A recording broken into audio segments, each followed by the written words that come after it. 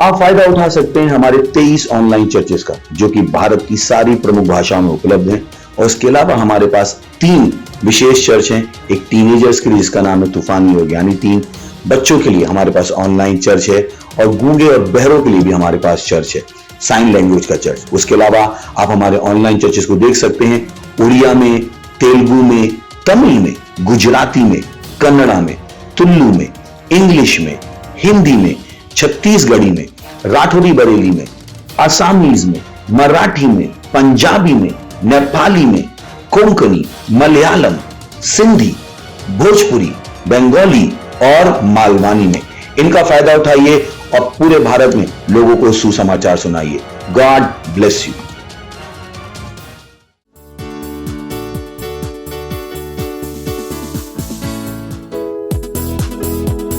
Praise the Lord. उसकी स्तुति हम नाचते हुए करेंगे।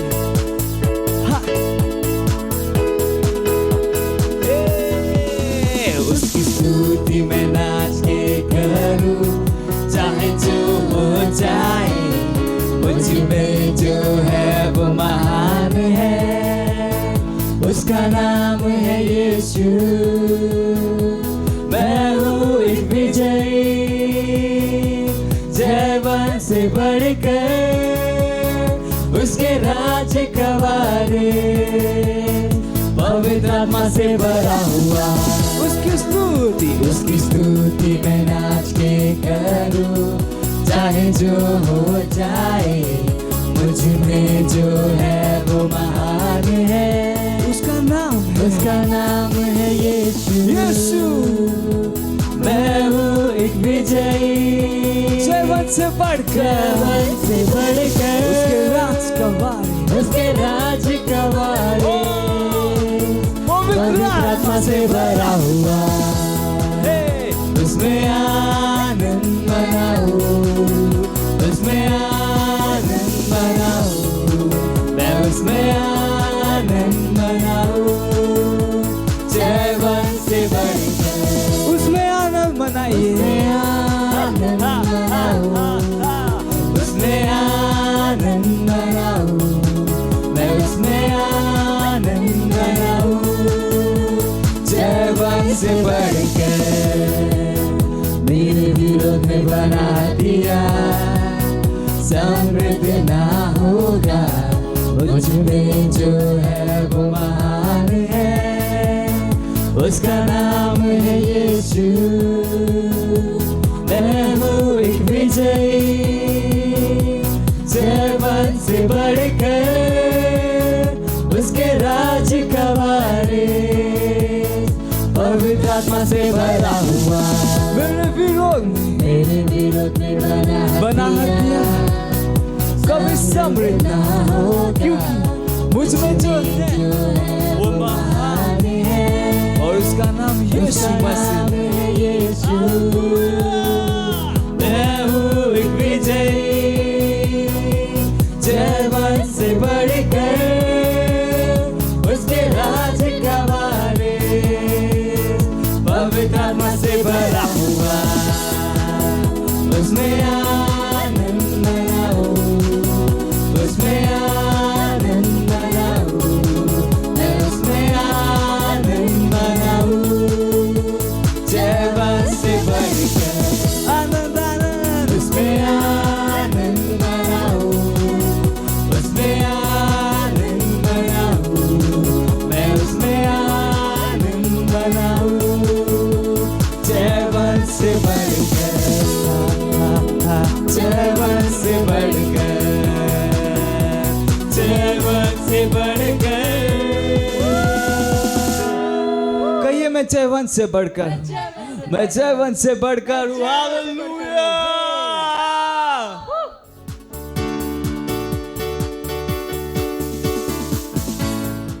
हालेलुया, प्रेज द लॉर्ड। राउर लोगन का हमने की भोजपुरी चर्च में स्वागत है। इस सुंदर समय प्रार्थना का राउर जहाँ कहीं पर भी है अपने पवित्र हाथ के उठाई और हमने के साथ प्रार्थना करी और प्रभु का धन्यवाद करी।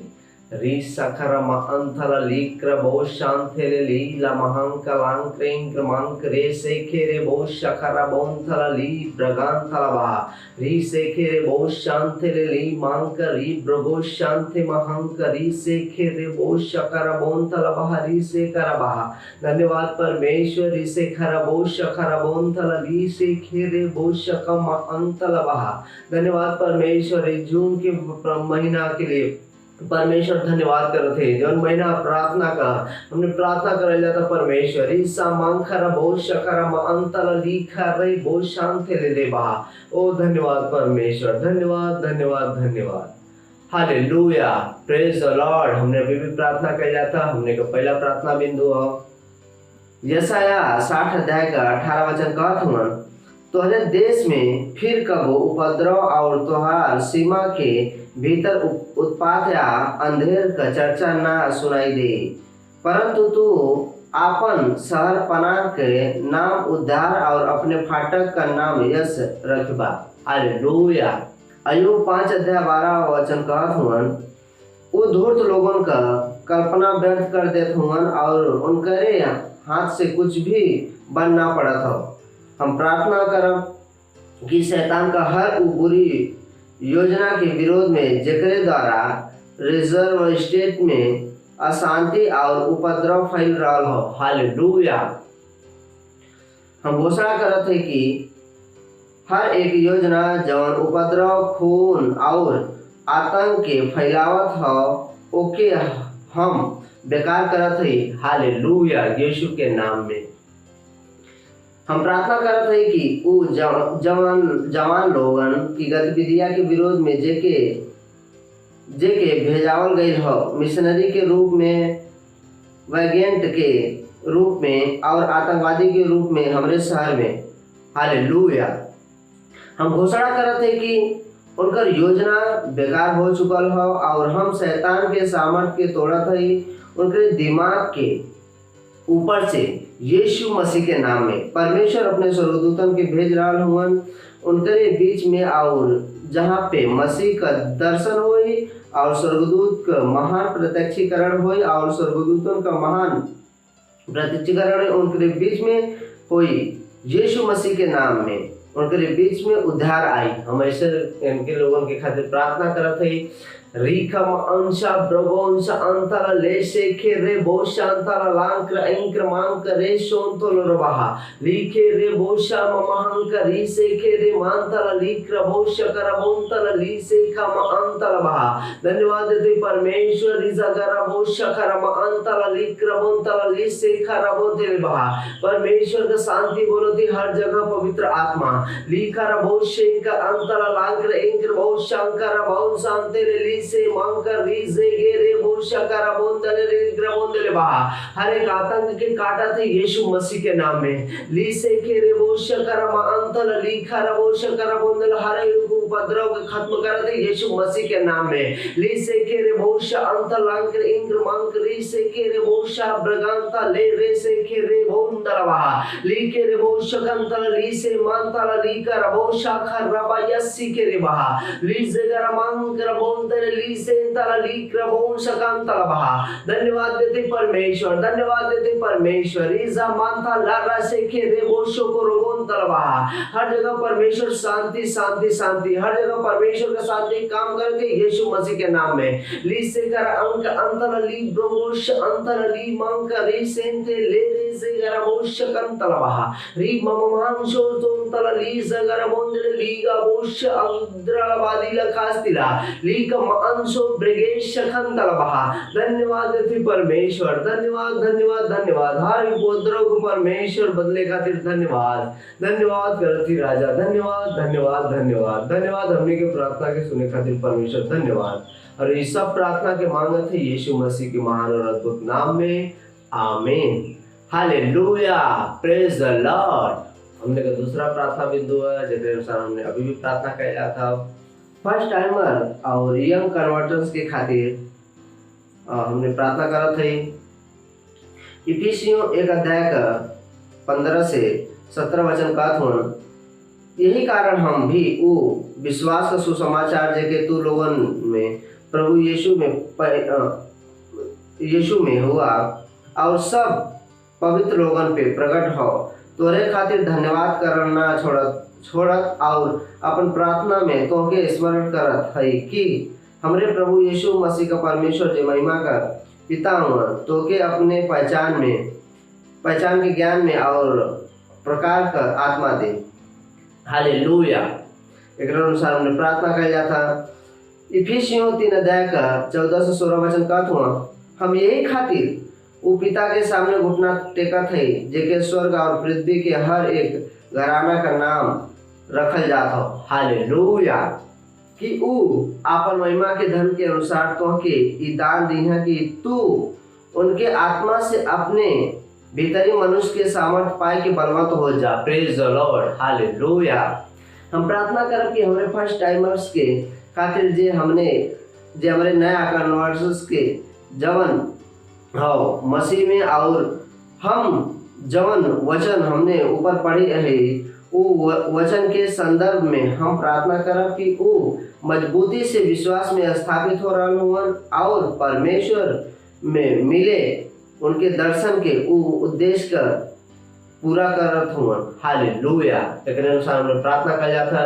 री से खे रे बो शकर मांतला ली से मांथे रे ग्रे बो शकर बहा ली मांग रबोंतला ली से इंथला बहा ओ री बा शकर रा बोशी ब्रेगेंते ले मांग रबो शकंतला ली क्रबोंतला ली जे गर रबो शिगे रबोंतला बहा री मांग रबो शकर बोंथे ले रे बहा री बो शकर बांतला ली क्रबो शकर बोंदे। हमने अपने फर्स्ट टाइम खातिर प्रार्थना कर जाता। धन्यवाद हो जाता परमेश्वर। री बा शोन थो लोरो बो धन्यवाद देते पवित्र आत्मा।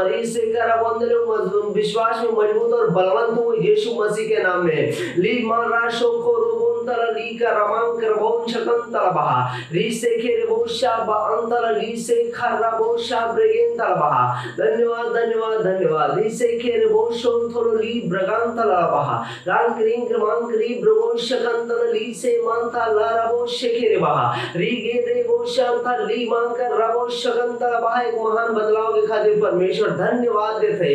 ली जगरा बंदले ली से महानतला ली जगरा बंदले ली जे ग्रे वो शांते ले साकर रबो शकरा बंदले बहा री करा बंदले। प्रभु परमेश्वर राव सामर्थ पाकर मजबूत और बलवंत तुम यीशु मसीह के नाम में। ली महान क्रोशो ब्रगांतला ली से खेरे बहा ली क्रबोश अंतला ली ब्रो महांक अंते रे शेखे रे वो शखरा बाया सीखे रे बहा ली मामान से ब्रो शांते ले शेखे रे बोंदे ले बहा री के रे वो शखरा बोंदे ले। धन्यवाद देते परमेश्वर। री खा मांक रे जानतला बहा ओ री से गे रे वो शको रो वो शांत ली मांक बोंतला बहा।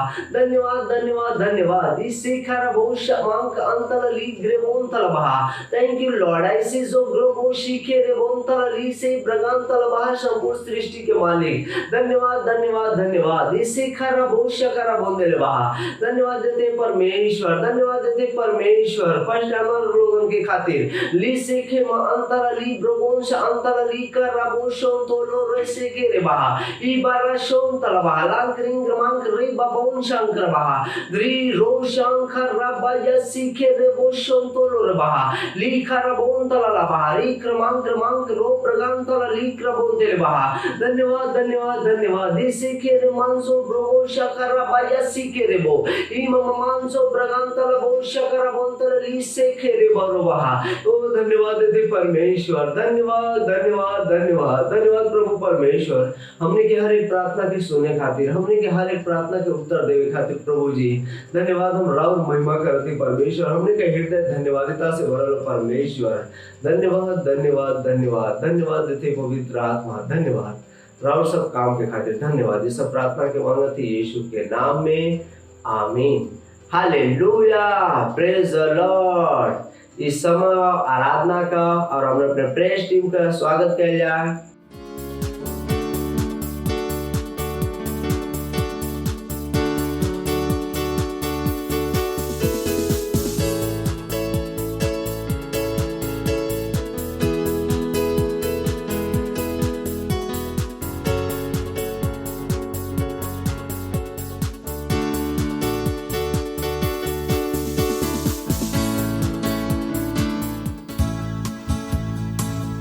हालेलुया। तेरा नाम धन्य है, हर वक्त हर स्थिति में। हाँ हे धन्य तेरा नाम बहुतायत की भूमि में परिपूर्णता के जनों में। ओ धन्य तेरा धन्य तेरा नाम। जब मैं बंजर हालातों में जंगल के रास्ते चलूं, धन्य तेरा नाम। तेरे आशीष के बदले गाओ स्तुति, जब अंधेरा छा जाए गाओ तभी। धन्य तेरा नाम है प्रभु, धन्य तेरा नाम, धन्य तेरा नाम है प्रभु, धन्य तेरा तेजस्वी नाम। धन्य तेरा नाम है प्रभु, धन्य तेरा नाम, धन्य तेरा नाम है प्रभु, धन्य तेरा तेजस्वी नाम। धन्य तेरा नाम। जब सूरज सुहाना हो, जब सब कुशल मंगल हो, धन्य तेरा नाम, धन्य तेरा नाम, धन्य तेरा नाम। मुश्किलों की राहों में जीवन में हम आगे बढ़े, तेरा नाम धन्य है। तेरा नाम, तेरे आशीष के बदले मैं गाऊं स्तुति, चाहे अंधेरा छा जाए मैं गाऊं तभी। हाँ गाऊं तभी। धन्य तेरा नाम है प्रभु, धन्य तेरा नाम, धन्य तेरा नाम है प्रभु, धन्य तेरा तेजस्वी नाम। धन्य तेरा नाम है प्रभु, धन्य तेरा नाम, धन्य तेरा नाम है प्रभु, धन्य तेरा तेजस्वी नाम।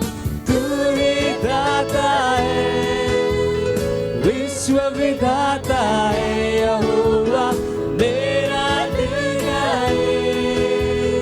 धन्य तेरा नाम।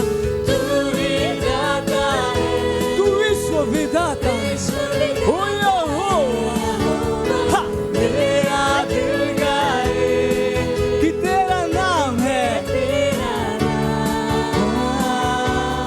धन्य तेरा नाम है प्रभु, धन्य तेरा नाम,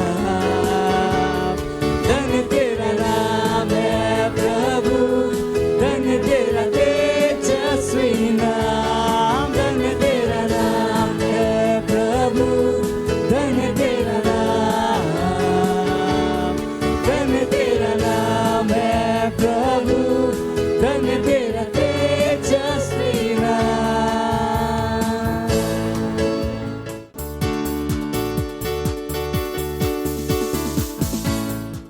हालेलुया, प्रेज द लॉर्ड। इस समय है हमारे प्यारी वास्तविकता संग्रह का।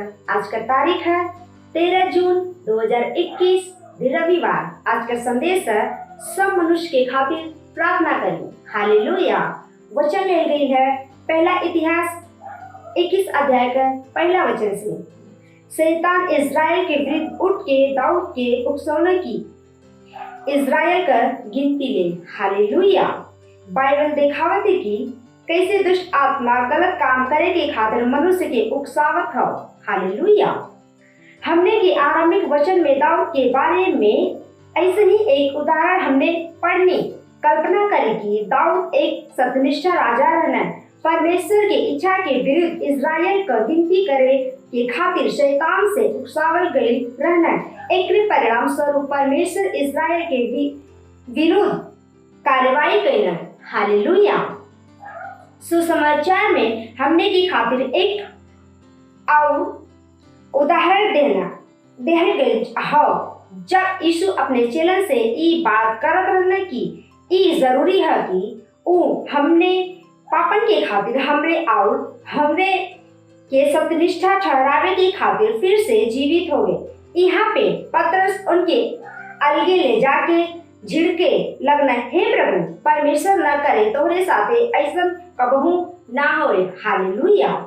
मत्ती 16 अध्याय का 22 वचन में तुरंत ही यीशु जान लेने की शैतान पतरस से बात करत रहलन और बाइबल कहत है वो मुड़ के पतरस से कहना, हे शैतान हमरे सामने से दूर हट, तू हमरे खातिर ठोकर के कारण हवे, काहे कि तू परमेश्वर के बात पे ना मनुष्य के बात पे मन लगावत हुआ।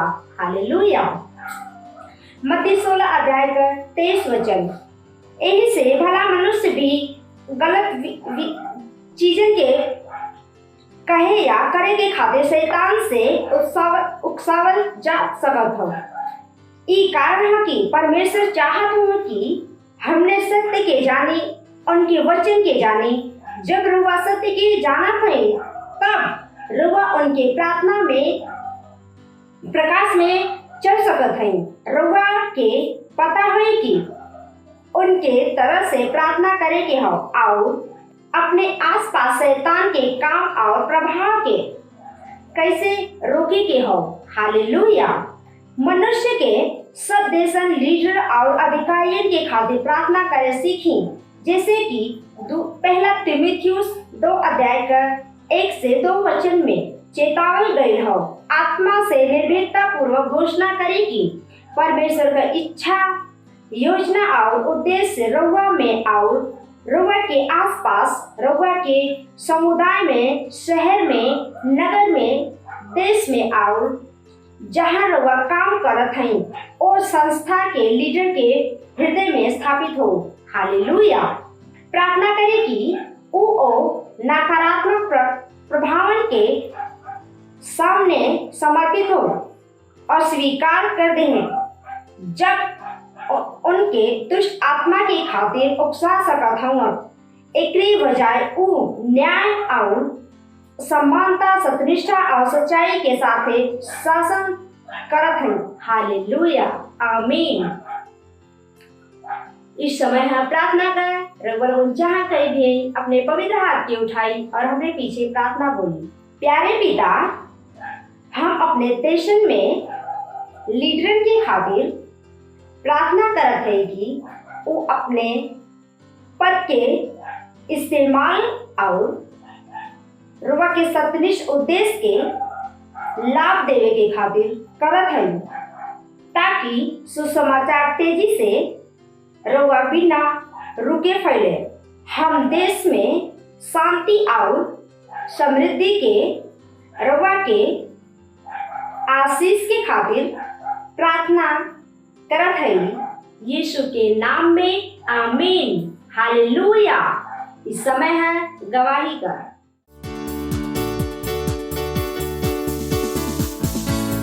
प्रेज द लॉर्ड। इनका नाम रागिनी है। इनका घर उत्तर प्रदेश जौनपुर में है।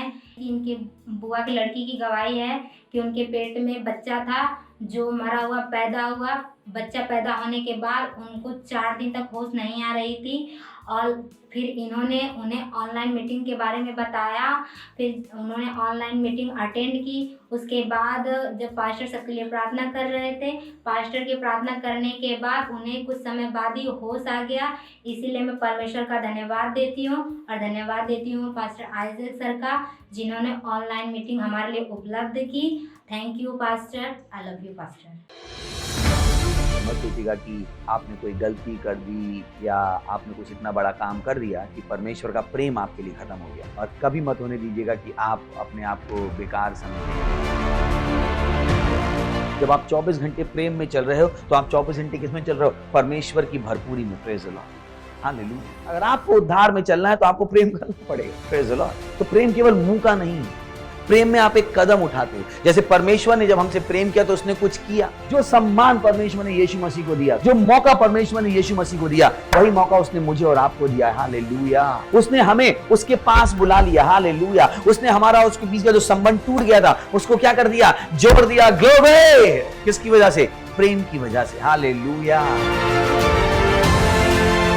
मैं आदेश देता हूं बीमारी को उनके शरीरों से जाने का यीशु मसीह के नाम। मैं उन अशुद्ध आत्माओं को, उन दुर्बलता की आत्माओं को, उन बीमारी फैलाने वाली आत्माओं को आदेश देता हूं उनके शरीरों से जाने का और वापस नहीं आने का यीशु मसीह के नाम।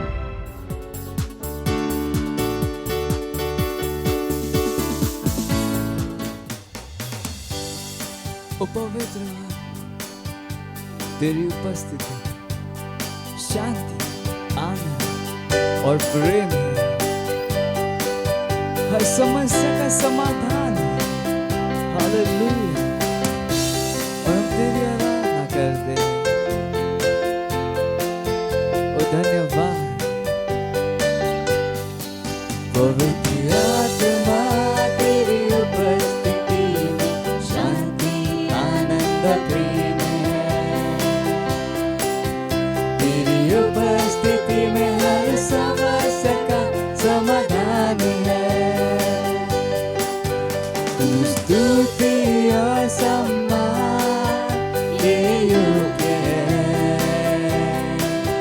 अपने हाथों को उठा के मैं तेरी आराधना करता। पवित्र आत्मा तेरी उपस्थिति में शांति, आनंद, प्रेम है। और तेरी उपस्थिति में हर समस्या का समाधान।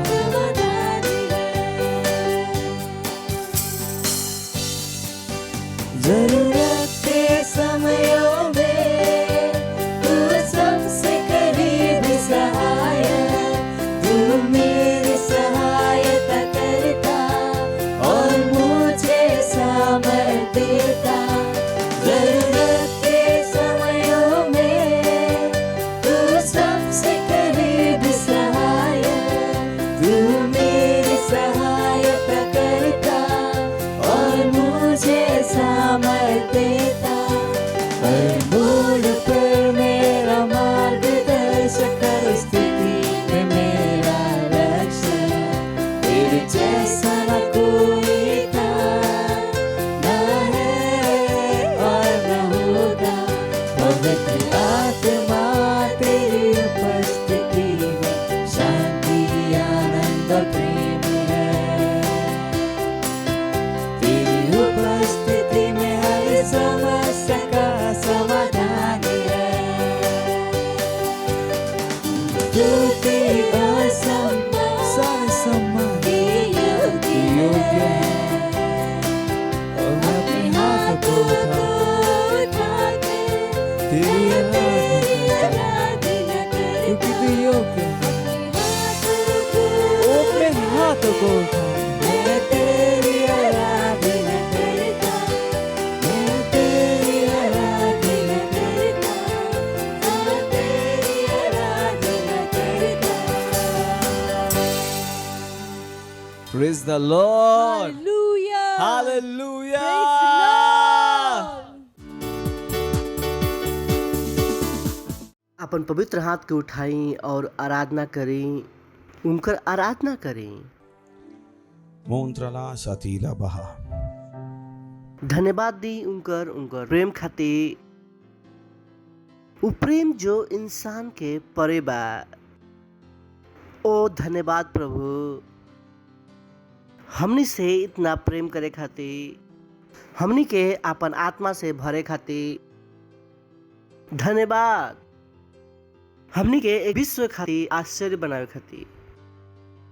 धन्यवाद अपन सामर्थ, अपन ज्ञान, अपन बुद्धि हमनी से दिखावे खातिर। Thank you Lord.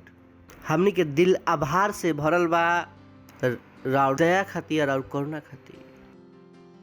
धन्यवाद पवित्र आत्मा, राउर महान उपस्थिति खातिर जो यहाँ पर बा। और हमनी के कहतन जा प्रभु, हमनी के पास सुने वाला कान और देखे वाला आँख और समझे वाला हृदय ई बदलाव के महीना में हर उ बदलाव तो रुआ हमनी के जिंदगी में चाहिला, हमनी के देश में चाहिला, हमनी के समाज में चाहिला, वो होई यीशु मसीह के नाम में। हाँ प्रभु, ये छलावा बंद होता, धोखा बंद होता यीशु मसीह के नाम में। धन्यवाद तनी हमनी के प्रार्थना करतन जा हमनी के माननीय मुख्यमंत्री उदय ठाकरे खातिर प्रार्थना करतनी, पुलिस डिपार्टमेंट खातिर महाराष्ट्र के कि उ लोग डीप स्टेट के दबाव में नहीं हन लोग, यीशु मसीह के नाम में वो परमेश्वर की बुद्धि और सामर्थ में खड़ा रही हन लोग, यीशु मसीह के नाम में उद्दबी हन लोग ना, उद्दबी हन लोग ना। भारत में कहीं भी दोबारा लॉकडाउन ना हो सकेला यीशु मसीह के नाम में। ई मास्क के छलावा खत्म होता है यीशु मसीह के नाम में, वैक्सीन के छलावा खत्म होता है यीशु मसीह के नाम में। भारत के कोना कोना में लोग खड़ा होता रहे लोग इस छलावा के खत्म करे खातिर यीशु मसीह के नाम में। डर के आत्मा के हम लोगों के ऊपर से काटता नहीं यीशु मसीह के नाम में। वो मीडिया के छलावा से मुक्त बांध लोग यीशु मसीह के नाम में। झूठा मीडिया खत्म होता है यीशु मसीह के नाम में। ओ धन्यवाद तनी परमेश्वर, धन्यवाद तनी। और प्रार्थना के यीशु मसीह के नाम में मांगता नहीं, आमीन। प्रेज द लॉर्ड। बैठ सकता नहीं रुआ और यीशु मसीह खातिर जोर से ताली बजा सकता नहीं। वाह वाह वाह, पड़ोसी से कहीं वाह वाह वाह। खुशी भइल रुआ के चर्च में देख के। Praise the Lord, that's good. पिछला बार हमने के शुरुआत के लिए रह जा चर्च के मिशन और उपदेश के बारे में। प्रेज द लॉर्ड। हम रुआ से कहनी कि जो भी चीज परमेश्वर करेलन, जो भी काम परमेश्वर करेलन, वो बिना उपदेश के ना होला। दुनिया खातिर काम के उपदेश से जानल जरूरी नहीं है। परमेश्वर के खातिर बिना उपदेश के काम कर पॉसिबल नहीं है। प्रेज द लॉर्ड। दुनिया के एक अपन अलग सोच बा जेकरा द्वारा पला बढ़ल बढ़न, और जब कुछ करे न लोग तो वो केवल करे खातिर करे न लोग। उन लोग के ओकर पीछे के उपदेश से नहीं पता। और जब रुआ के कोई चीज के उपदेश से समझ में आ जाला, चीज के उपदेश से समझ में आ जाला, तो ना केवल रुआ उस चीज के कुछ कर पाइला अच्छा से, ओकरा करे खातिर हिम्मत, निर्भीकता, साहस और ताकत राउर अंदर आ जाला। प्रेज द लॉर्ड। यही से कभी भी मत सोचम कि उपदेश जरूरी नहीं है। बिना जीवन के उपदेश से एकरा से बड़ा दुर्घटना कोई नहीं है।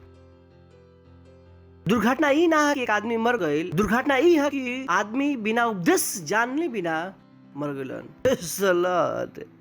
सही बा ना? इट्स इम्पोर्टेंट टू नो कि सबसे बड़ी चीज दुनिया में का बा? उपदेश से।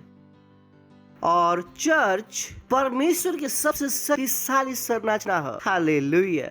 सुनत नहीं रुआ? चर्च परमेश्वर के सबसे शक्तिशाली संरचना है।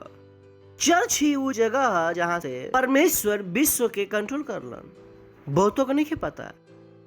हमने के आज सीखम जा काहे नहीं के पता, और हमने के पता करल जरूरी काहे बा। जैसे कि हम कहने की अगर वह समझ जाए ना, रुआ केवल कर पाए, रुआ अच्छा से कर पाए।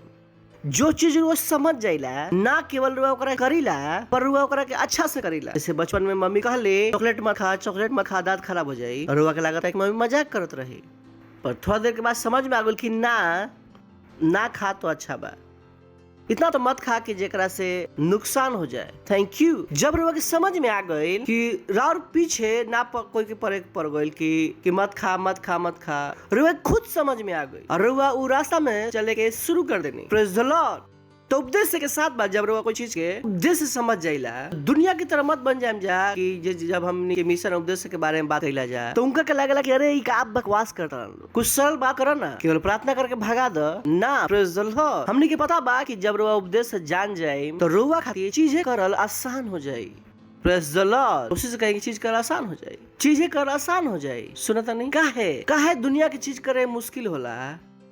काहे कि वो लोग को उपदेश से नहीं पता। उनका लोग नहीं पता क्यों करता, काहे करता रहा। हमने के पता बा कि जो करते हैं जाए काहे करते हैं जाए। प्रेज द लॉर्ड। तो तैयार बानी सब लोग? कितना लोग तैयार बानी? याद बा पिछला बार के संदेश कहे कि हम एक चर्च हैं,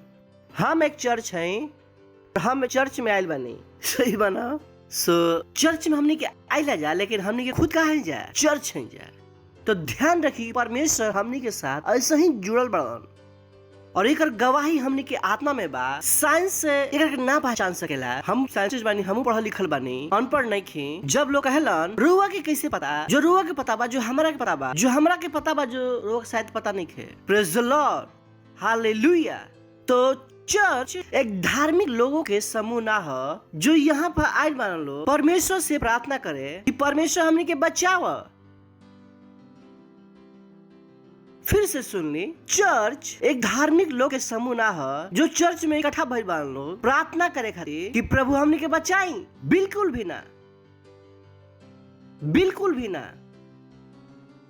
काहे भारत में इतना सारा चर्च बंद हो गई? काहे कि उनका के अपन रहे के उपदेश से नहीं पता। प्रेज द लॉर्ड। रोक पता बा 1% से चर्च बाजो चलता। हमार बुझाता कि हम ही बानी 10 में से एक। 10 चर्च भी नहीं जो भारत में पूरा चलता है, उनमें से हमनी के एक बानी जा। है कि हमनी के पता बा हमनी के उपदेश से का बा। हमनी के मर जान जा, जेल चल जान जा, पर चर्च आवल बंद ना करम जा। प्रेज द लॉर्ड। चर्च के मिशन और उपदेश से तो हमने के शुरुआत करम जाए इफिसियो 3 अध्याय 8वां वचन, जिसे हमने कहने की मिशन जानल बहुत जरूरी बा, उपदेश जानल बहुत जरूरी बा। रुका देवेला ताकत। हमरा के पता बा कि हम कौन हैं, यही से कारण बा कि हमारा के हरावल असंभव बा। एक आदमी जब जानलन कि कौन हवन, वो बहुत खतरनाक बड़न। कभा खतरनाक ऐसे हमेशा कहला कि हमरा से पंगा लेके कुछ नहीं मिले वाला। आखिर में रिजल्ट हमारे फेवर में आवेला बा। प्रेज द लॉर्ड। काहे कि रुआ के नहीं पता कि रुआ कौन है, लेकिन हमार पता बा कि रुआ कौन है। हम अपना के तो जानिला, रुआ के भी जानिला, काहे कि हमार बिना परमेश्वर के वचन बा। प्रेज द लॉर्ड, हालेलुया। जो आत्मिक बारन उनका सब पता बा, पर शारीरिक के कुछ नहीं पता। हमने के सीखनी जा वेडनेसडे के खाए इफिसियो। वाह वाह वाह। 8 से पढ़ेंगे जाके 7 से पढ़ेंगे जा। ओके, यहीं से पढ़ते हैं। चलिए, तो ई बाप बारन पौलुस जो इफिसियो की चर्च के लिखा तरन, हमरा पर जो सब पवित्र लोग में छोटा से भी साथ हम कहें कि हम कहें ना कि रुआ चर्च है। प्रेज द लॉर्ड। कभी मत भूलम कि रुआ अकेले दुनिया पर भारी बानी। प्रेज द लॉर्ड। पड़ोसी से कहें कि हम अकेला दुनिया पर भारी बानी। कभी मत सोचम कि हम 2 चाहम, हम एक आप ही बात। काहे कि हमने के अंदर क्या रहेला? परमेश्वर। प्रेज द लॉर्ड।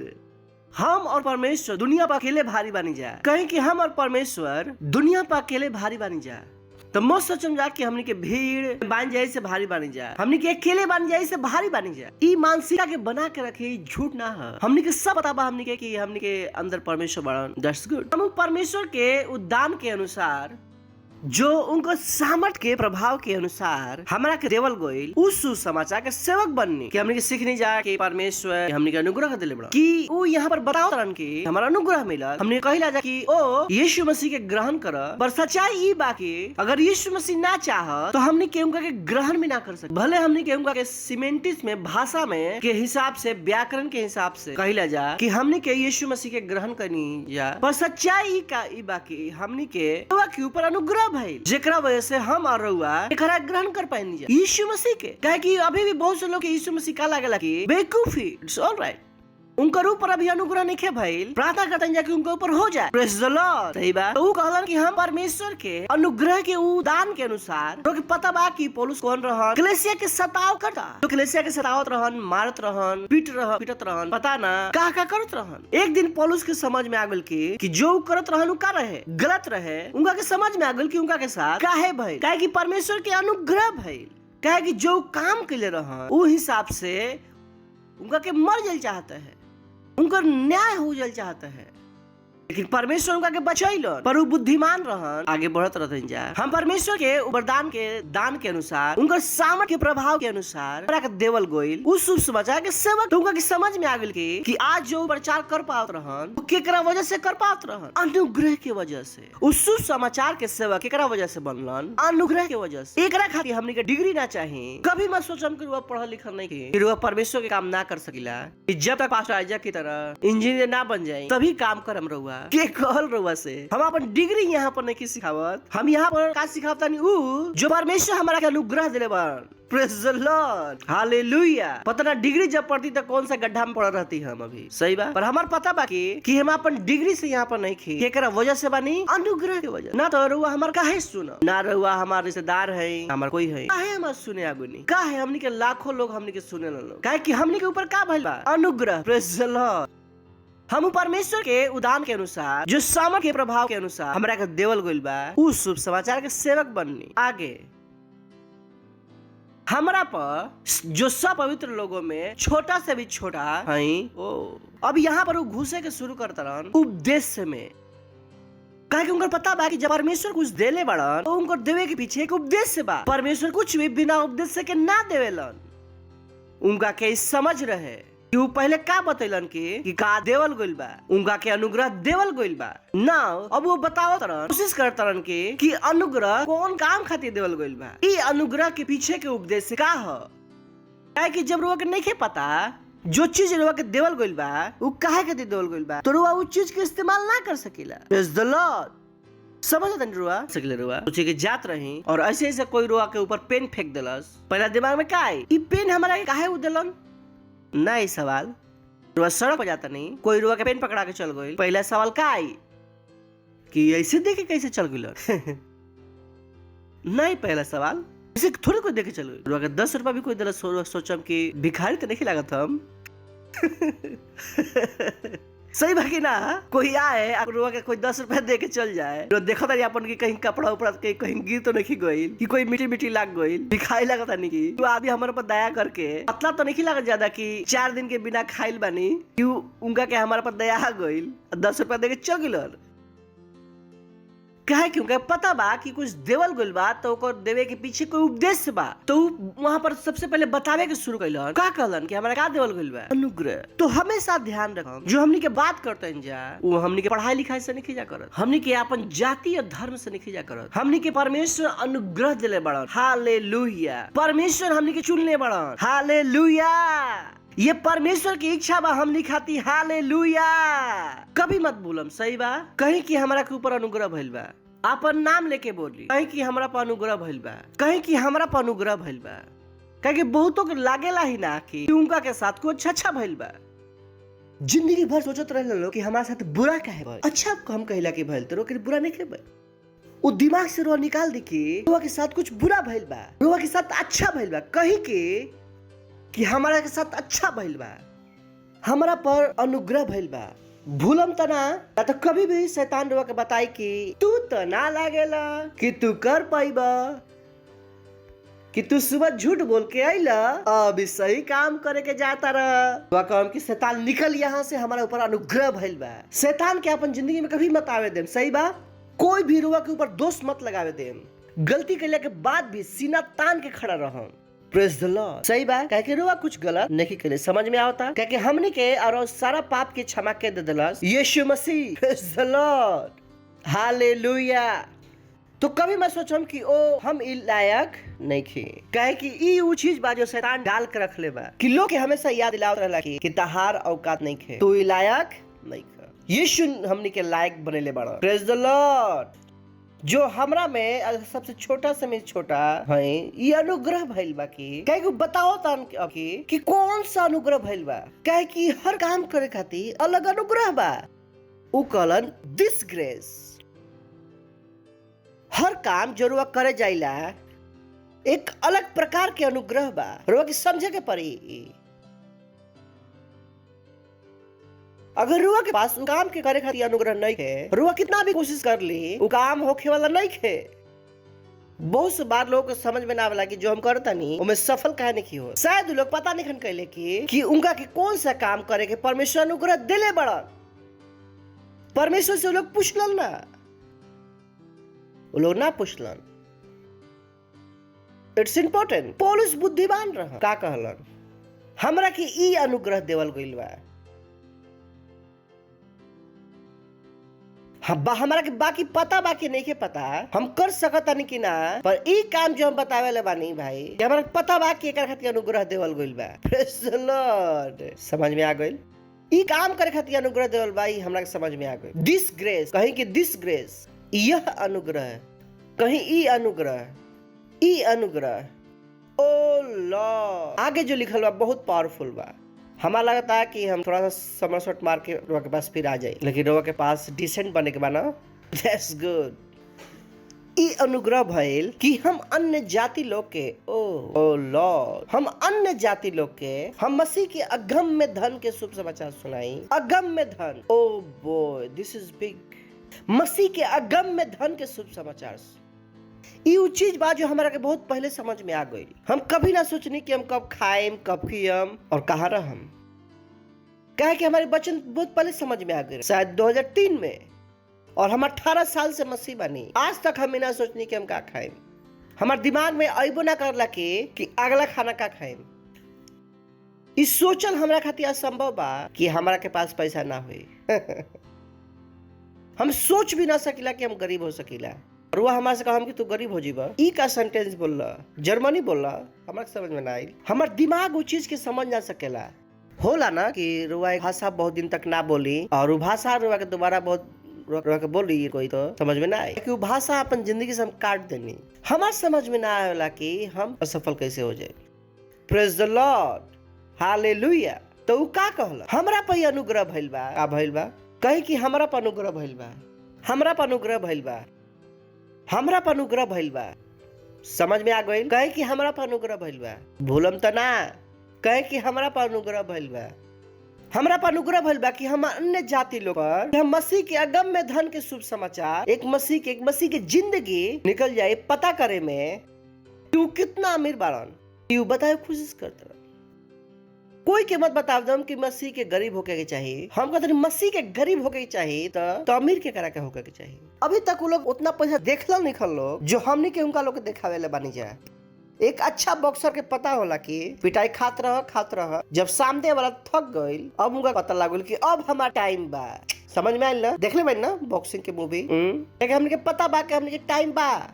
जब स्पिनर बॉल करते रहला वो फसावत रहता, जब फ्लाइट फसावेलन तब समझ में आइल कि अब हमारा टाइम बा। तो हमने के टेस्ट मैच में T20 हमने के नावेला। प्रेज द लॉर्ड, सही बा ना? हालेलुया। तू कहलन की अनुग्रह भइल कि अन्य जातियों में मसीह के अगम्य धन के शुभ समाचार सुनाई। अगम्य धन के riches of Christ, unsearchable. जब हम लोगों से कहला कितना पैसा होगा कि चाहिए, जो लीक फिगर हम लोग से कहता नहीं $2000 बिलियन। लोग कहला इतना पैसा हो भी सकेला। हम कहला कोई बात नहीं, और अभी भी लागेला कम बा। क्या कि बाइबल से पता बा, अगर हमारा दिमाग वहां पहुंच गइल बा, अगर आगे भी कुछ बा, प्रेज द लॉर्ड। क्या हम बाइबल पढ़ने बानी की सब का बा? अनसर्चेबल। का बा? अनसर्चेबल। सोच के देखिए पानी की बोतल कितना क्या वेला? 20 रुपए के। अगर एक समुद्र के पानी हम पूरा बोतल में भर के बेच दी, सोचिए कितना पैसा हो जाए। पैसा नहीं है, लेकिन हमारा सब जगह पैसा दिखाई देवेला। इतना दुनिया में पैसा नहीं है, लेकिन हम कहला कि दुनिया में इतना पैसा बा। एक ऑक्सीजन के सिलेंडर 5000 में बेचलन, कहता नहीं कि ये भर के बेच तो कितना हो जाए। आखिर में इंसान जो कमाता रहन वो परमेश्वर से ही तो कमाता रहन। इंसान बनैले का बा?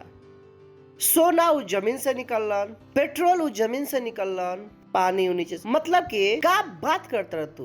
कौन सा तीर मार लेला? जमीन पहले से रही जो पहले तू कब्जा करके बढ़ गई बड़ा और आज बेचता रह। का कैले बड़ा? ऑक्सीजन ले लेके पता करता रहा, ऑक्सीजन देता रहा। हमारे कितना के बाद समझ में आयल कि ऑक्सीजन ले के बाद दिमाग चल के ऑक्सीजन लेता नहीं। दिमाग जो चलल ना कि ऑक्सीजन होला कैसा, पहले तू ऑक्सीजन लेत रहा। प्रेज द लॉर्ड। जो तू ऑक्सीजन खोजला वो लेके खोजला, बिना लेके हम देखा था कैसे खोजता। कितना के बाद हमारा समझ में आयल, जो समझ में आयल कहता कि हम ऑक्सीजन खोज नहीं, बिना लेके खोज के दिखावा तब हम मानी। तो बेटा बिना ऑक्सीजन के निकल ना तो पहले ही डॉक्टर लगा देता थोबड़ा पर ऑक्सीजन। तो हमनी के मत बताओ कि हमनी से ज्यादा जाने ला। हमनी के तार सीमा पता बा। जो स्कूल में तू गई रहा स्कूल में हम गई, हमनी को पता बा कि पढ़ाई करके कैल बनी जाए। हमनी के अनपढ़ नहीं जाके तहरा के पता बा, हमनी के पता बा। क्वांटम थ्योरी जितना रुआ के नहीं पता था हमार पता बा। बाइबल से हमने सीख ले जा, ना सीख ले जा। हमने के बेवकूफ थोड़ी बन जा। हमने के बस यहाँ पे थोड़ा बैठ के कि हमने के चर्च वाला बन जा तो हमने के पता नहीं खे। वी आर इंटेलिजेंट, कहीं कि बुद्धिमान बनी जा। हम बुद्धिमान हैं। तो का कहलन हमरा पर का भइल अनुग्रह, कहीं कि हमरा पर अनुग्रह भइल बा, हमरा पर अनुग्रह भइल बा, हमरा पर अनुग्रह भइल बा कि हम अन्य जाति लोग के मसीह के अगम्य धन के सुसमाचार सुनाई। Okay next. Oh God this is heavy, this is beautifully heavy. और सब पर पड़ोसी से कहेंगे सब पर दिन पूरी दुनिया माने कि यीशु मसीह प्रभु हवन। प्रेज द लॉर्ड, हालेलुया। ऑप्शन बाना का कहनी हम बाइबल कहला कि जब यीशु मसीह बादलों पाई हन हर निगाह उनका के देखी हन, काहे कि यीशु मसीह का रही हैं 24 घंटा सुनाई देला, सुनाई पड़ल रहुआ तो कहीं पे पृथ्वी घूमत रहे 24 घंटा। तब लोग अपन छाती पीटत रही लोग, यार ई मसीही लोग के हम सुन ले रहती तो अच्छा रहित। वी आर नॉट फूल्स, हमने के बेवकूफ ना है जाए, हमने की कहानी पे विश्वास नहीं कीजिए कैले, हमने प्रमाण बा। प्रेज द लॉर्ड, हालेलुया। कहीं कि सब पर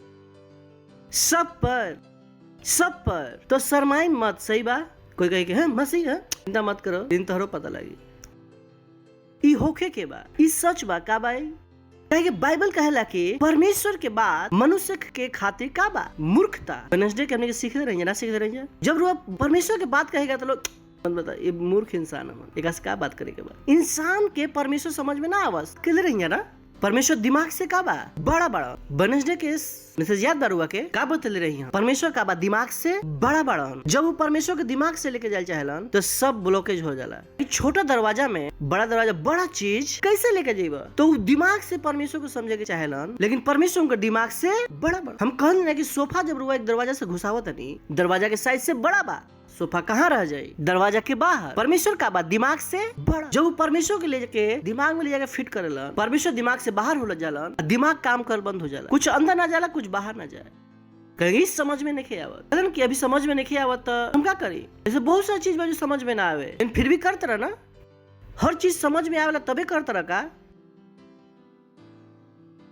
खैर लोग के माफ करते नहीं। प्रेज द लॉर्ड। एक दिन उनका के समझ में आई, सही बा, यही बात सबके ऊपर प्रकाशित बा। कहीं कि सब पर प्रकाशित करी, पड़ोसी से कहेंगे सब पर करी, कहीं कि सबके पता लगी। हिंदी में वो लोग थोड़ा सा वो लोग घुमा दे रहे बड़ा लोग, यही से हम यहाँ पर इंग्लिश दिखाओ तनी, हम यहाँ इंग्लिश से हिंदी करी। Oh boy beautiful is too heavy to understand. इस सब बात पर प्रकाशित करी कि भेद के प्रबंध का हो। खैर यहाँ से पहले समझाता नहीं जा, लोअर समझाता नहीं जा, फिर इंग्लिश में जाके हिंदी में वापस आ जाए। वो कारण के भेद के प्रबंध है कि भेद के प्रबंध का बा जो सबके सृजनहार, जो परमेश्वर आदि से गुप्त रहे। काहे लोगों की चीज समझ में ना आयल है कि परमेश्वर लोगों को ये चीज समझे ही ना देलन। ई कहता हूँ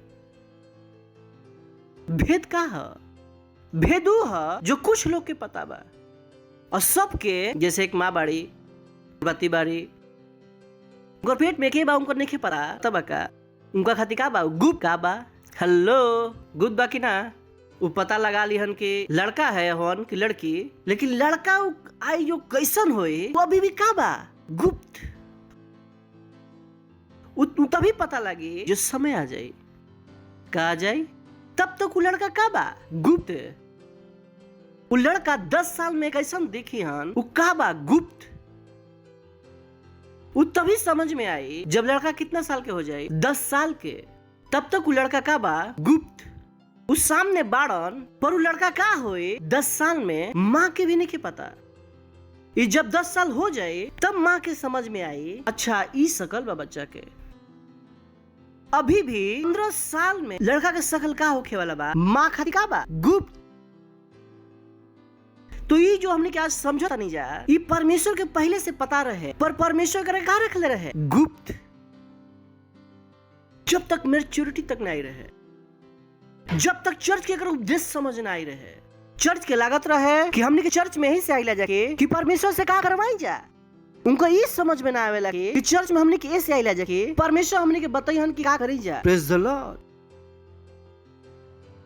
सुनाई पड़ल रोड़ा के धर्म बा जो सिखावेला कि परमेश्वर से कुछ करवाला, चर्च सिखावेला परमेश्वर से पूछो कि का करे के जरूरत बा। प्रेज द लॉर्ड, हालेलुया। सुनो तनी रुआ, तो धर्म के अपन दिमाग से निकाल दी, धर्म के मानसिकता से रुआ हमेशा परमेश्वर से निकालल चाहम। हम परमेश्वर से आज तक कुछ ना मांगनी। रुआ हमार गाना भी सुनम तो पता लग जाएगी तो हमने हमार गाना भी का बा तुझसे का मांगू एक खुदा, कि हम जब अपन हाथ मांगे के उठाईला का मांगी प्रभु, मांगे की कुछ हल ही नहीं है। का मांगी हमरा के अपन बाइबल पता बा, हम काम मांगी उठा के जो हमारा पास पहले से नहीं के। प्रेज द लॉर्ड, हालेलुया। तो ये चीज का रहे गुप्त, ये का रहे भेद जो चर्च के ना पता रहे।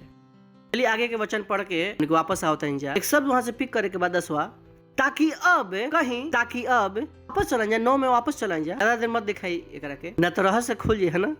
ट्रेलर मूवी में कातिल पहले पता लग जाला तो पिक्चर देखी के वापस गेला 9 पर। हाँ चला, तो 10 से हमने कौन सा शब्द उठाने जाए? अब गा उठाने जाए। अब हमने के टाइम बा। प्रेज द लॉर्ड, हालेलुया।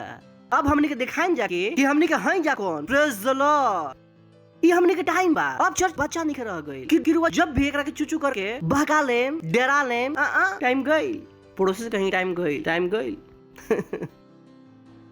हमने के मैच्योर हो गनी जा। का हो गनी जा? मैच्योर। हमने के वचन के लगा के मैच्योर हो गनी जा। प्रेज द लॉर्ड। हमने के मरे हुए के जिंदा करके सीख लेनी जा। हालेलुया। अंधा लोग के आंखें खोला सीख लेनी जा। प्रेज द लॉर्ड। कुछ लोग के मजाक लग सकेला, लेकिन हमने के पता बा सच बा। नहीं का तो इस सब बात कही, इस सब पर प्रकट करे। क्या करे? कहीं कि सब पर प्रकट करे तो रुआ के अपन काम सुनाई देता। परमेश्वर हमने के बता दिलन के कि हमने के काम बागा, हमने के काम बागा सुसमाचार के का करें जा, प्रकाशित करें जा, दुनिया के बताएं जा कि का होता, कैसे होता। क्या है कि दुनिया के समझ में नहीं आवत कि का होता। उनका एक ही चीज पता बा कि का होखे वाला बा, कुछ नहीं पता है ना।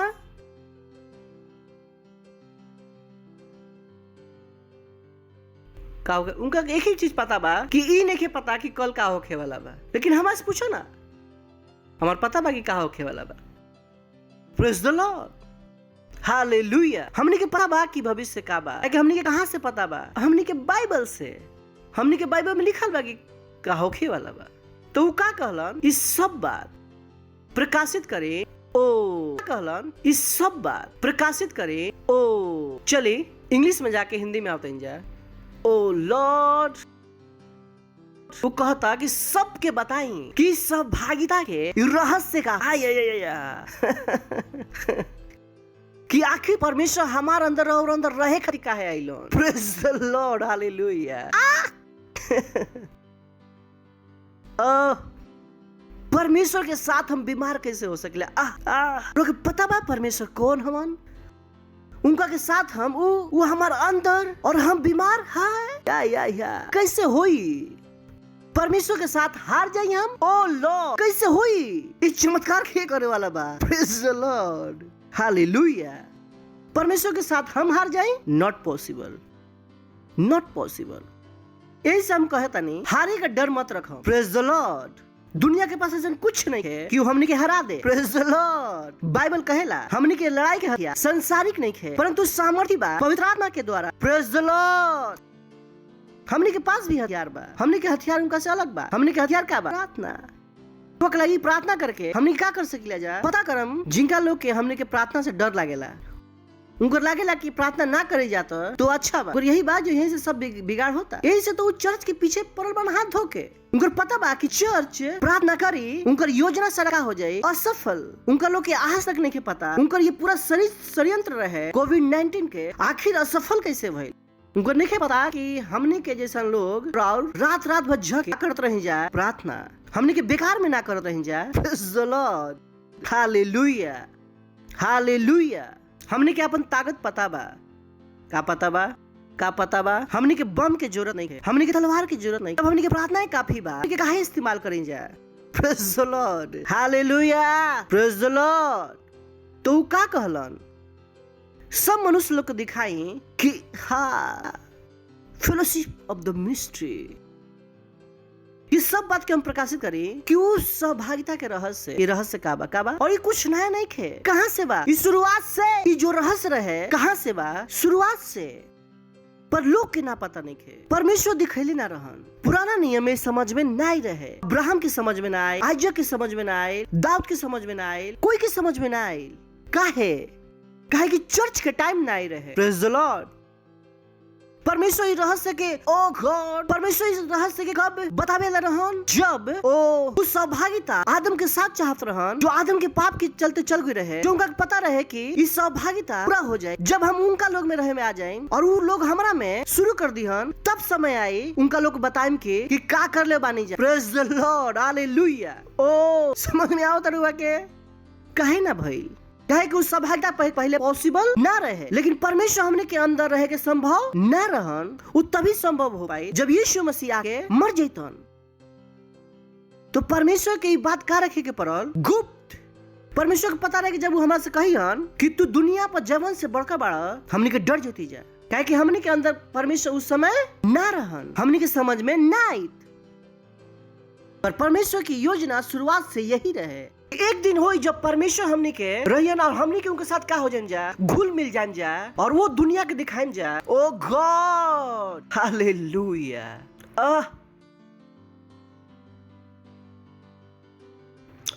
बॉय बॉय बॉय, इस सब केकरा में छिपा है? परमेश्वर में। परमेश्वर के बाहर रुक समझ में ना आई और विज्ञान रुक ना सिखा पाई। प्रेज द लॉर्ड, हालेलुया। इस सब चीज केकरा में छिपल बा? हा ओ चिल्ला सकीला, हा हा हा हा हा, चीज केकरा में छिपल बा? फिर भी हमने के स्कूल नहीं जा गोइल भाई, हम तो ज्यादा जान सकीला। प्रेज द लॉर्ड। कई की चीज केकरा में छिपल बा?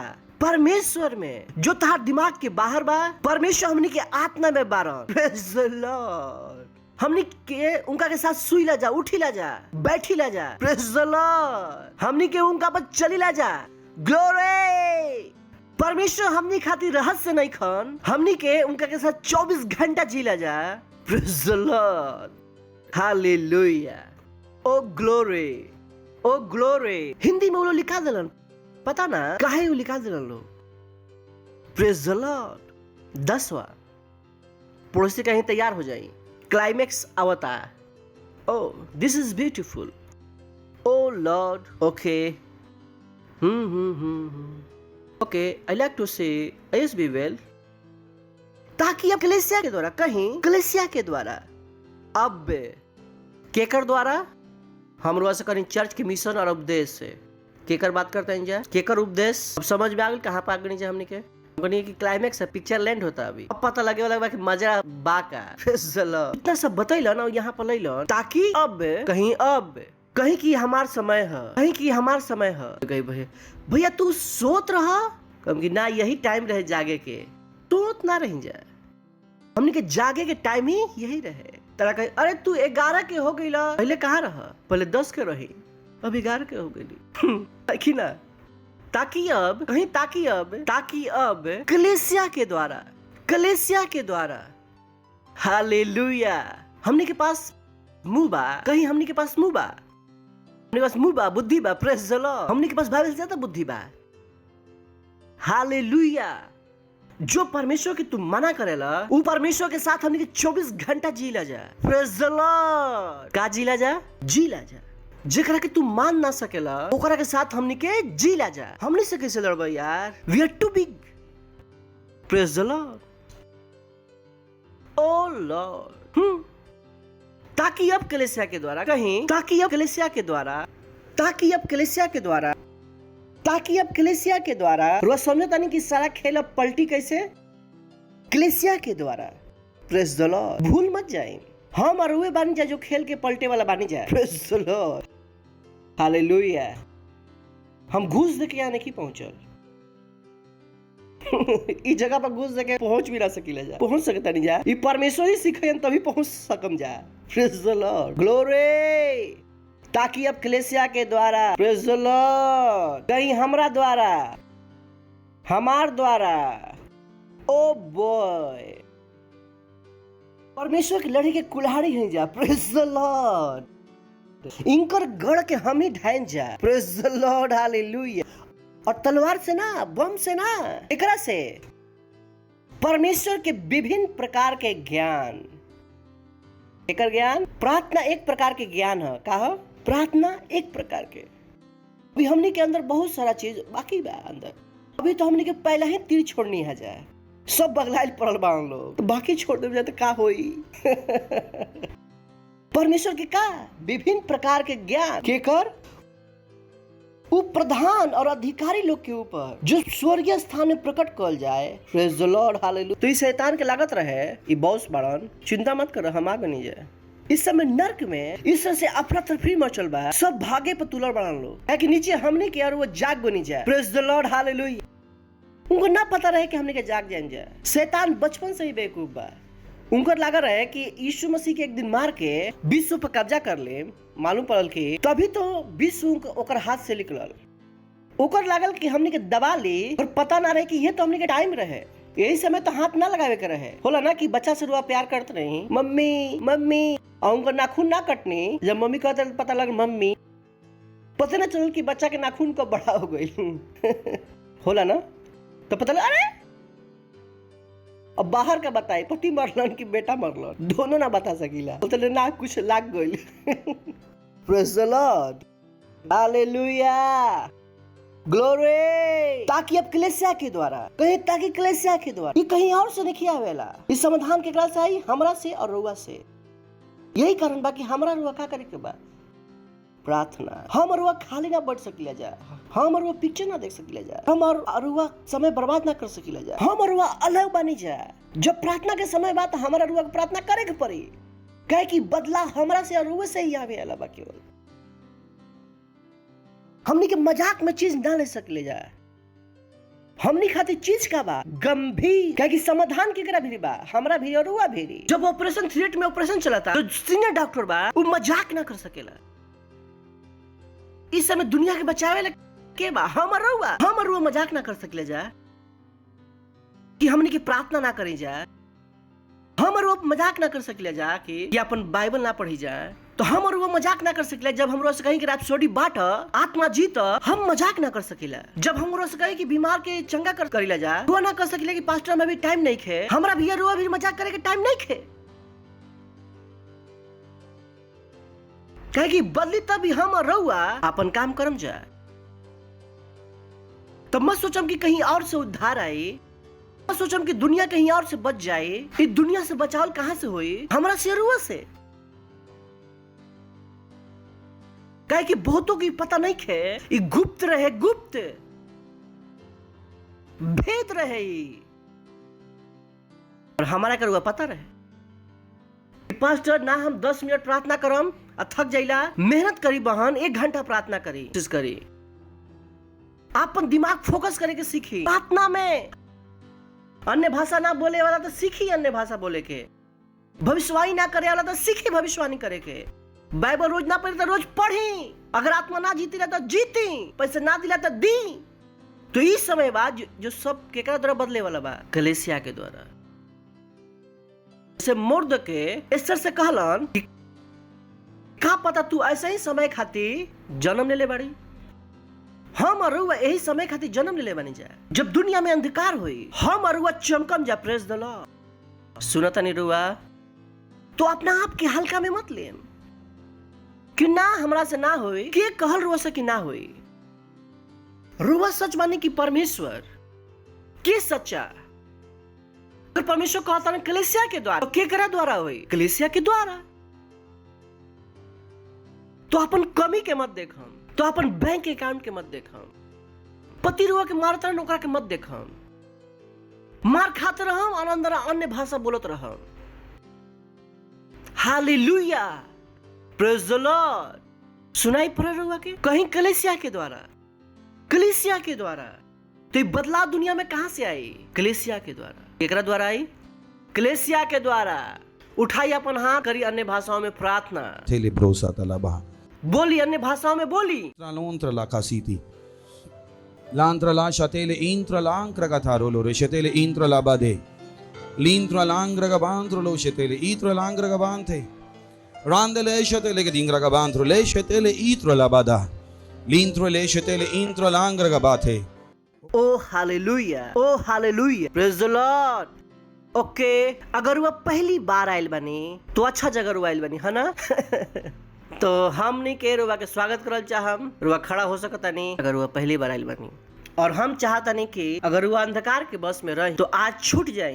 ये छोटा सा प्रार्थना करे के बाद हमनी के साथ, और रुआ वो योग्यता के ग्रहण करम, वो प्रेम के महसूस कर पाए जो परमेश्वर हुआ से करेलन। करल चाहम प्रार्थना तो आंखें बंद कर लें और जो हम कहीं अपन मुंह से हमारे पीछे कहम, अपन दिल में विश्वास कर आंख बंद कर लें ताकि ध्यान इधर उधर ना जाए। कहीं हे प्यारे पिता, हम रउआ के पास आवतनी यीशु के नाम में।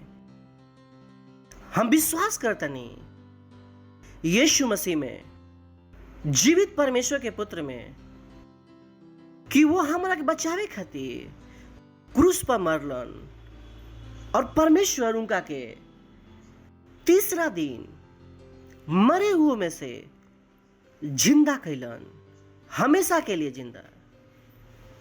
आज हम यीशु के बुलाओ तनी हम अपन जीवन में हमार प्रभु होके खातिर, हमार स्वामी होके खातिर धन्यवाद प्रभु, धन्यवाद।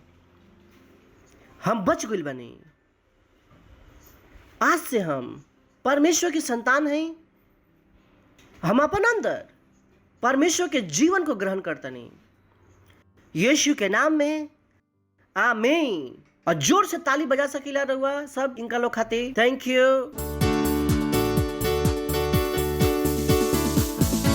इस समय बा अपन भेंट, अपन दशमांश, अपन पार्टनरशिप देवे के ध्यान रखी। विभिन्न प्रकार के ज्ञान, भेंट भी का है एक प्रकार के ज्ञान, पार्टनरशिप का है दूसरा प्रकार के ज्ञान, दशमांश का है तीसरा प्रकार के ज्ञान। इस सारा ज्ञान है जो परमेश्वर हमने के सब दिले बड़ा, हमने के बेवकूफ ना हो जाए, कैसे इस्तेमाल कर लो। हमने के डिटेल्स स्क्रीन पर बा, हमने के अपन क्वार के स्वागत करम जाए। उनका लोग के जोर से ताली बजा। थैंक यू वेरी मच, गॉड ब्लेस यू। हालेलुया।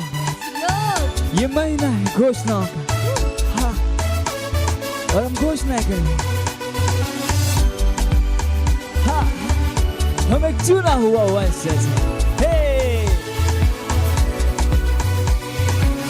हम है एक चुना हुआ वंशज, बुलाए देखा में उसकी श्रेष्ठता, जीवन की आवश्यकता उसने पूरी की है और मैं जानता हूँ मैं कौन हूँ। मेरे साथ गा सकते हम एक चुना हुआ वंशज, बुलाए दिखाने उसकी श्रेष्ठता, जीवन की आवश्यकता उसने पूरी की है और मैं जानता हूँ मैं कौन हूँ। मैं वो हूँ जो वो कहता, वहाँ हूँ जहाँ कहता, मेरे पास जो वो कहता, मैं कौन हूँ मैं जानता। मैं वो हूँ जो वो कहता, वहाँ हूँ जहाँ कहता, मेरे पास जो वो कहता, मैं कौन हूँ मैं जानता। मैं समझ में चलता, चमत्कारों को कहता, कृपा का जीवन जीता, मैं कौन हूँ मैं जानता। मैं समझ में चलता, चमत्कारों को कहता, हाँ हाँ, कृपा का जीवन जीता, मैं कौन हूँ मैं जानता।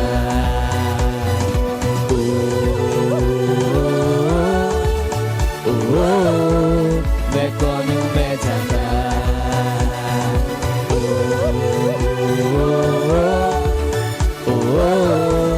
मैं कौन हूँ मैं जानता।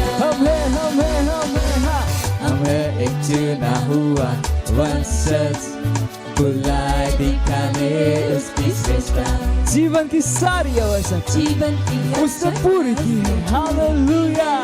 और मैं जानता हूँ मैं कौन हूँ। हम है एक चुना हुआ वंशज, बुलाए दिखाने उसकी श्रेष्ठता, जीवन की आवश्यकता उसने पूरी की है और मैं जानता हूँ मैं कौन हूँ। मैं वो हूँ जो वो कहता, वहाँ हूँ जहाँ कहता, मेरे पास जो वो कहता, मैं कौन हूँ मैं जानता। मैं वो हूँ जो वो कहता, वहाँ हूँ मेरे पास जो वो कहता, मैं कौन हूँ मैं जानता। मैं समझ में कहता, चमत्कारों को कहता, कृपा का जीवन जीता, मैं कौन हूँ मैं जानता। मैं समझ में चलता, चमत्कारों को करता हूँ। हालेलुया। कृपा का जीवन जीता, मैं कौन हूँ मैं जानता। अपने हाथ उठाकर गाएंगे।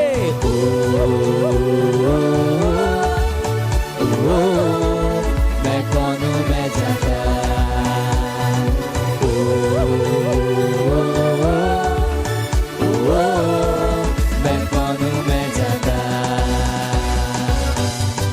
कौन हूँ मैं जानता, मैं कौन हूँ मैं जानता। हालेलुया, प्रेज द लॉर्ड। कहिए मैं जानता हूँ मैं कौन हूँ, मैं जानता हूँ मैं कौन हूँ। हालेलुया। धन्यवाद है तनी परमेश्वर भेंट के लावे के अनुग्रह और अवसर देवे खातिर, दशमांश खातिर धन्यवाद। धन्यवाद ई बीज खातिर सब खातिर जो हमनी के बोनी हजा पार्टनरशिप खातिर, जैसे हमनी के देनी हजा हमनी के अगर बड़ा हुआ फसल के ग्रहण करतन जाए यीशु मसीह के नाम में। हमें भेंट में मल्टीप्लिकेशन के नियम के प्रभावित करतनी, आशीष बोलतनी, राव राज के विस्तार खातिर। और ये प्रार्थना के यीशु मसीह के नाम में मांगतनी, आमीन।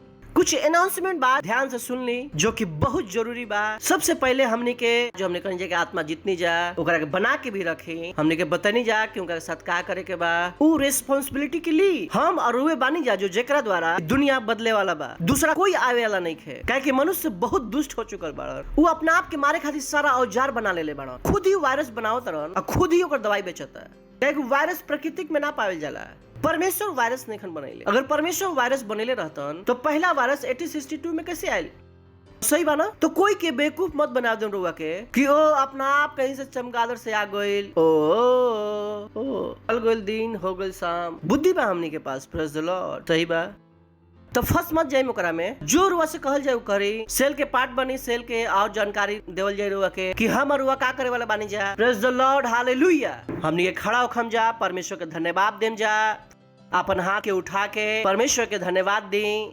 धन्यवाद दी परमेश्वर, धन्यवाद दी, धन्यवाद। परम पिता का प्रेम, यीशु मसीह के अनुग्रह और पवित्र आत्मा के सहभागिता हमनी के साथ सदा खाती बना रहे, यीशु मसीह के नाम में आमीन। निश्चय भलाई और करुणा सदा हमारे जीवन में निवास करी और हम सदा खाती परमेश्वर के घर में निवास करम, यीशु मसीह के नाम में आमीन।